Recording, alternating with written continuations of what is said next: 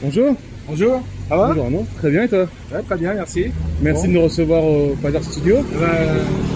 Vraiment bienvenue ici et puis je vais vous emmener voir un petit peu de ce qu'on fait dans cet atelier. Je te suis. Ok, allez. Avec plaisir. En route. En route. Alors le bâtiment est constitué de 4 niveaux. Donc chaque niveau en fait a une activité bien définie par rapport aux autres. On ne peut pas mélanger vraiment les activités à cause des polluants essentiellement. Donc ici c'est l'étage où je réalise les originaux, les modèles, où on fait les montages, les assemblages d'éléments et où aussi on fait les pièces en résine et en fibre de verre parce que l'essentiel de mon travail est fait en résine et en fibre de verre. Donc je vous emmène dans la partie réalisation des pièces en fibre de verre. Allez.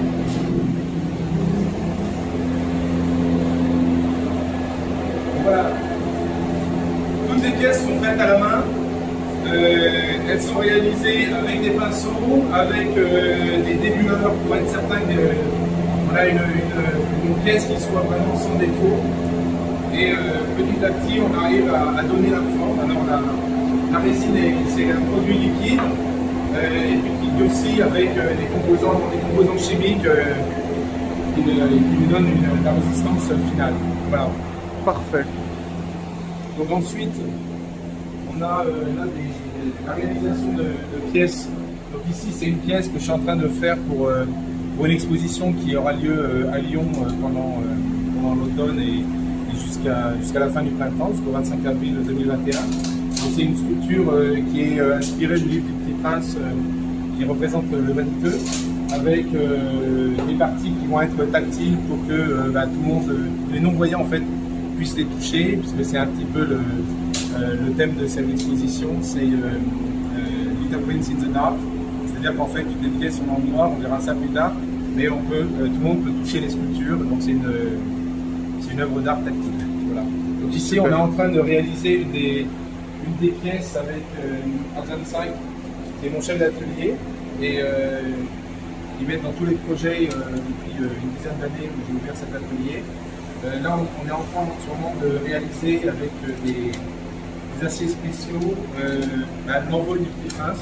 On a les petits oiseaux qui sont là, qui ont aussi réalisé un parrain en résine voilà, qui vont constituer tout ça. On va voir la pièce finie tout à l'heure. Voilà.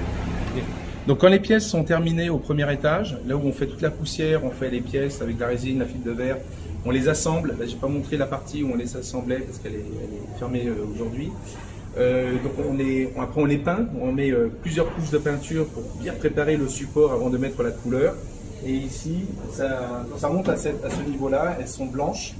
Déjà, il y a au moins eu 4-5 couches de peinture dessus pour préparer le support. Et elles vont venir ici pour qu'on puisse faire le dessin et la peinture. Et une fois que la peinture est terminée ici, on monte à l'étage au-dessus. Vous me suivez? Ouais. Donc ici, c'est là où on va passer le vernis sur chaque pièce avec des couches successives qui vont d'abord être vernis au pistolet et ensuite je les mets dans cet espace-là où là on va les faire sécher. Alors là ici on a fini la pièce du Petit Prince qui va être exposée à Lyon. On est en train de faire la finition, donc une fois que la pièce a été vernie puis séchée, on va l'emmener dans cet espace-là où là on va poncer chaque pièce à la main pour enlever toutes les bulles et les vagues qu'il pourrait y avoir en surface. Ici là on est en train de préparer les pièces qui vont partir à Lyon. Donc toutes ces pièces sont blanches parce qu'elles vont être tactiles. On va leur mettre une dizaine de couches de vernis qu'on va poncer à la main de cette façon-là. Et ensuite, des milliers de gens pourront toucher les sculptures sans les abîmer et en ressentant une douceur de PV quasiment en surface.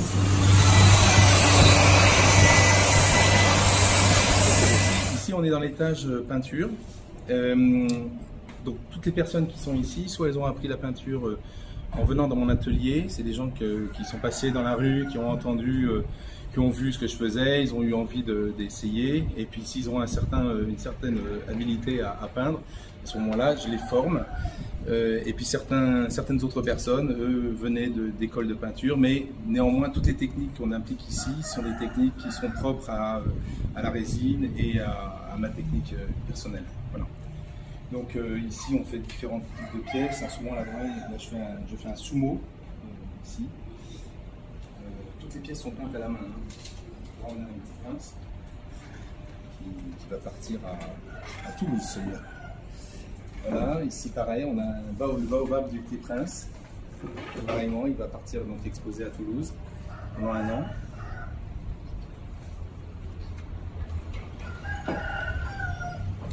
Donc là, les designs, c'est des designs que je fais généralement à la maison.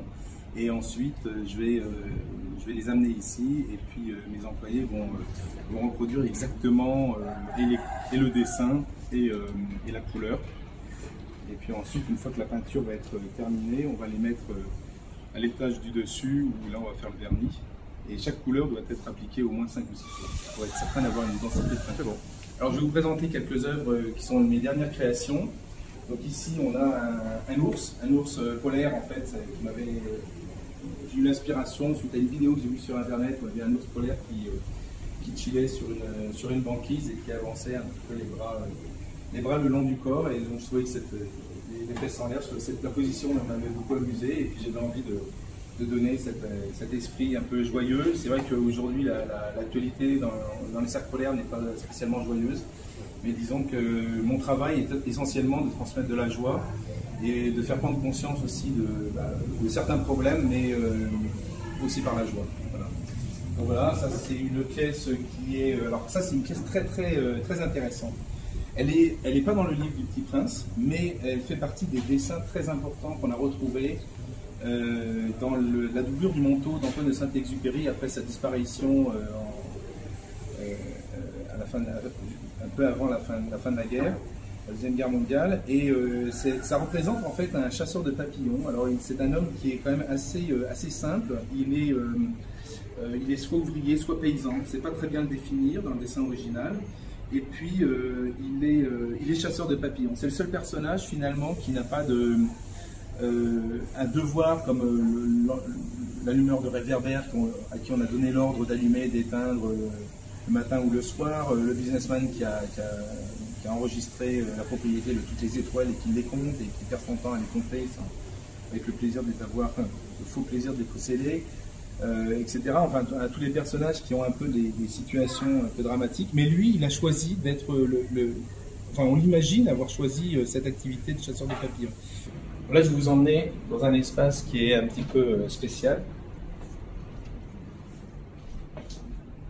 Voilà. Là, ici, c'est là où je fais mes tests de lumière pour l'exposition du Petit Prince dans le noir qui va être présentée à Lyon cet automne. Ici, on a un dessin qui est bien connu de Saint-Exupéry, enfin la reproduction, enfin en tous les cas la sculpture qui m'a inspiré de ce dessin, et qui est le Petit Prince qui quitte sa planète, et encore sa rose, là, avec le passage d'oiseaux sauvages. Tout ce que je produis dans cet atelier est principalement exporté. J'exporte à peu près 95% de ce que je réalise ici. Cette année, ça va être pas mal en France, où j'ai plusieurs expositions prévues. J'ai des foires d'art, mais j'ai aussi 2 grandes expositions autour du Petit Prince, puisque c'est les 120 ans de la naissance d'Antoine de Saint-Exupéry. Donc il y en a une qui va se passer à Lyon, à la Sucrière, une exposition de 1700 mètres carrés, où là je vais présenter toutes mes expositions, toute mon installation de pièces accessibles pour les non-voyants. Donc c'est une exposition avec les sculptures inspirées des dessins du Petit Prince, mais qui seront tactiles, c'est-à-dire que tout le monde pourra toucher les sculptures. Elles seront dans un espace noir où les sculptures seront comme des planètes suspendues dans l'espace. Ça c'est assez magique.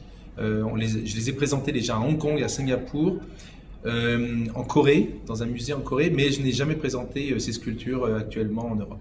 Et puis la deuxième partie de l'exposition se passera à Toulouse, dans un musée qui s'appelle l'Envol des Pionniers, qui est un musée assez récent, qui est un musée qui se trouve sur Montaudran, là où Latécoère avait créé ces usines pour créer les avions qui ont servi à faire la ligne Latécoère et ensuite Aéropostale.